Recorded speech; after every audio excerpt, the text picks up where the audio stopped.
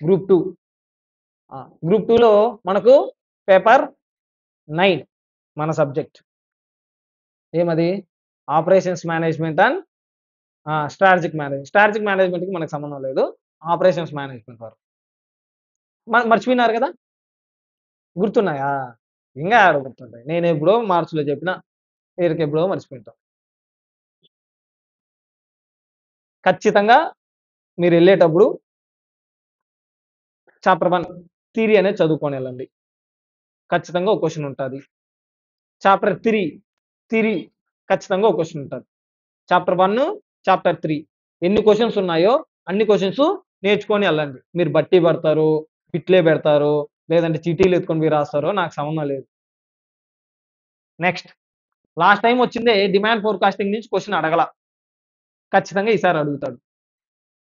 Last time demand forecasting నుంచి అడగలేదు కాబట్టి ఖచ్చితంగా ఈసారి డిమాండ్ ఫోర్కాస్టింగ్ నుంచి క్వశ్చన్ అడుగుతాడు.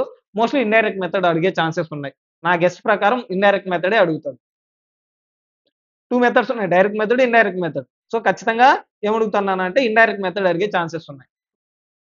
సో ఫస్ట్ 30 మార్క్స్కి వచ్చింది ఎంసీక్యూస్ ఉంటాయి. దాంట్లో 9 ఎంసీక్యూస్ వచ్చింది ఓఎం నుంచి అడుగుతాడు, 6 ఎంసీక్యూస్ వచ్చిందే ఎస్ఎం నుంచి అడుగుతాడు ఓఎంలో. నెక్స్ట్, దాని తర్వాత 7 వచ్చిందే డిస్క్రిప్టివ్ క్వశ్చన్స్ ఉంటాయి. దాంట్లో ఫస్ట్ 4 క్వశ్చన్స్ వచ్చిందే ఓఎం నుంచి, లాస్ట్ 3 క్వశ్చన్స్ వచ్చిందే ఎస్ఎం నుంచి. దాంట్లో మనం ఎన్ని రాయాలా? 5 క్వశ్చన్స్ రాయాలి. టోటల్ 7 క్వశ్చన్స్ లో 5 క్వశ్చన్స్ రాయాలి.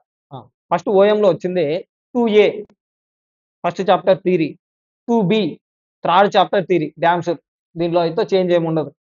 3A వచ్చిందే థియరీ క్వశ్చనే అడుగుతాడు, బట్ ఏ చాప్టర్ నుంచి అడుగుతాడో నేను కూడా గెస్ చేయలేను. సెకండ్ చాప్టర్ నుంచి అన్నా అడగచ్చు, 4th చాప్టర్ నుంచి అన్నా అడగచ్చు, 5th చాప్టర్ నుంచి అన్నా అడగచ్చు. అర్థమైందా? మోస్ట్లీ మనం ఏదైతే క్లాస్ లో డిస్కస్ చేసుకున్నామో ఆ పాయింట్సే ఉంటాయి కాబట్టి మీకు తెలిసే ఆ క్వశ్చన్ వచ్చిందే లాస్ట్ లో రాస్తుంది. మీకు తెలుసు కానీ ఫుల్ ఫ్లెడ్జ్డ్ గా తెలియదు. అలాంటప్పుడు ఏమన్నా అంటే ఆ క్వశ్చన్ వచ్చిందో లాస్ట్ ఫార్వర్డ్ చేసేయండి, అంటే లాస్ట్ లో ఆన్సర్ చేయండి ఆ క్వశ్చన్ కి. నెక్స్ట్ 3B వచ్చింది ఏముంటుంది నాన్న అంటే డిమాండ్ ఫోర్కాస్టింగ్. సెకండ్ చాప్టర్ నుంచి ప్రాక్టికల్ క్వశ్చన్ డిమాండ్ ఫోర్కాస్టింగ్ ఉంటుంది. నెక్స్ట్ 4A వచ్చింది అసైన్మెంట్, 4B వచ్చింది సిమ్యులేషన్, ఖచ్చితంగా ఉంటుంది అసైన్మెంట్ సిమ్యులేషన్. నెక్స్ట్ 5A వచ్చిందే ప్రాజెక్ట్ మేనేజ్మెంట్, 5B వచ్చిందే break down maintenance, economics of scale and break down maintenance నుంచి అడుగుతాడు. 2, 3, 4, 5 ఈ 4 క్వశ్చన్స్ మనకి ఎక్కడి నుంచి అడుగుతున్నాను అంటే ఓఎం నుంచి. నెక్స్ట్ ఎస్ఎంలోకి వస్తే ఎస్ఎంలో ఫస్ట్ చాప్టర్ నుంచి ఒక క్వశ్చన్, మనకి ఎన్ని క్వశ్చన్స్ రావాలా? మొత్తం 6 క్వశ్చన్స్ రావాలా, అవునా?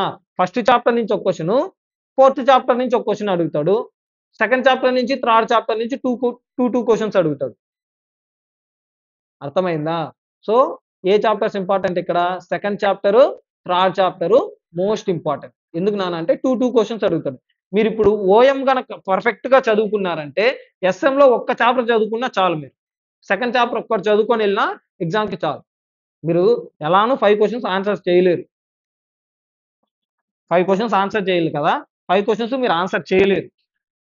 ఓకేనా? మీరు పాస్ అవ్వాలని మీరు చదువుతా ఉంటే 5 క్వశ్చన్స్ ఆన్సర్ చేయలేరు కాబట్టి 4 క్వశ్చన్స్ ఆన్సర్ చేసినా చాలు.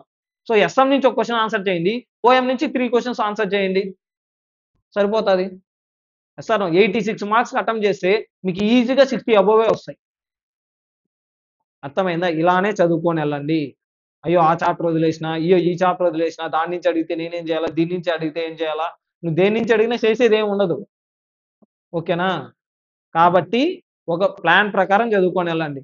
ఓఎంలో వచ్చిందే ఫస్ట్ చాప్టర్ ఫస్ట్ కంప్లీట్ చేయండి theory, third chapter theory complete చేయండి. దాని తర్వాత assignment, demand forecasting, simulation, project management లో పట్టు, ఫ్లోట్ ఈ రెండే అడుగుతాడు మాక్సిమం.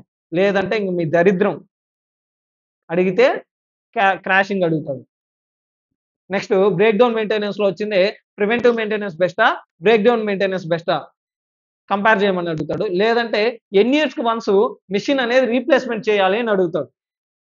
నెక్స్ట్ రీప్లేస్మెంట్ ప్రాబ్లం అడుగుతాడు. సో నేను ఆల్రెడీ మీకు మెటీరియల్ ఇచ్చాను, దాంట్లో ఆల్మోస్ట్ 20 ప్రాబ్లమ్స్ ఉన్నాయి. ఆ ప్రాబ్లమ్స్ మీరు అన్ని సాల్వ్ చేశారంటే చాలు. అంతకు మించి అయితే మిమ్మల్ని అడగరు. పాస్ట్ ఎగ్జామినేషన్ పేపర్స్ చూసుకున్నా సరిపోతది. నెక్స్ట్